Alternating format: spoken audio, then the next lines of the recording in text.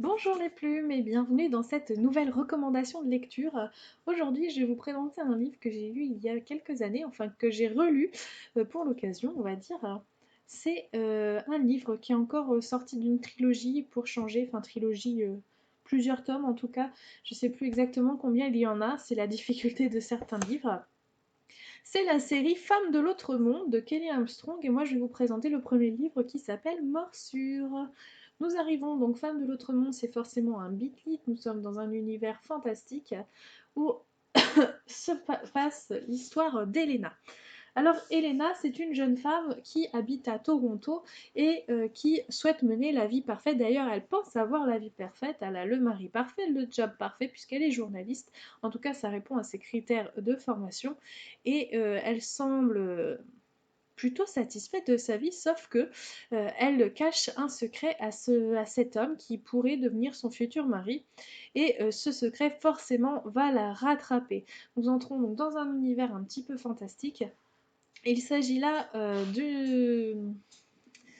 d'un univers, on va dire, de garous avec des loups garous et aussi avec d'autres choses que je vous laisse découvrir. Alors dans le premier tome, forcément, on n'est qu'avec des loups-garous. Dans le deuxième tome, on entre déjà dans un autre univers avec toutes les potentielles créatures ou en tout cas pouvoirs, etc. qu'on peut trouver dans le monde et c'est tout aussi intéressant.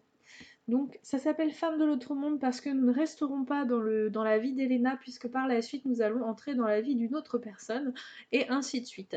Kelly Armstrong, elle est auteure de plusieurs livres dans ce genre et que j'ai lu aussi, mais j'ai pas le nom là sous les yeux. En tout cas, c'est un livre que j'aime beaucoup. Alors, on...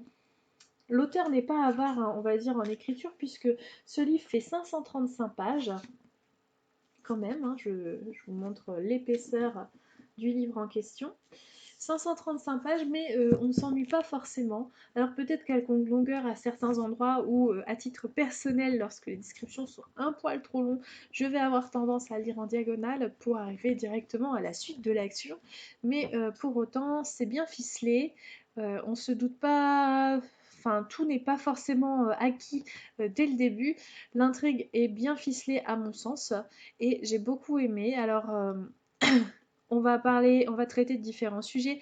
On va retrouver une histoire, une romance, forcément, un je t'aime moi non plus avec un trio de choc.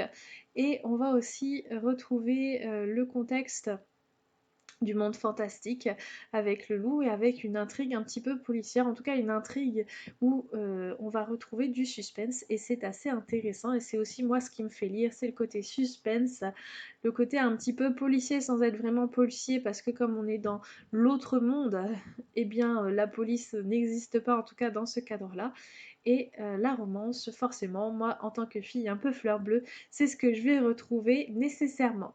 Voilà, alors, je vais vous laisser le lire, apprécier la lecture. Vous pouvez bien sûr mettre vos commentaires sur la page YouTube.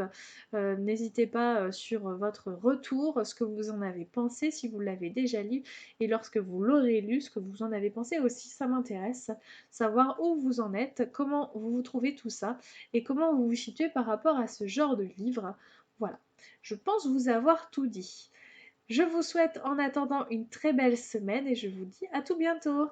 Bye!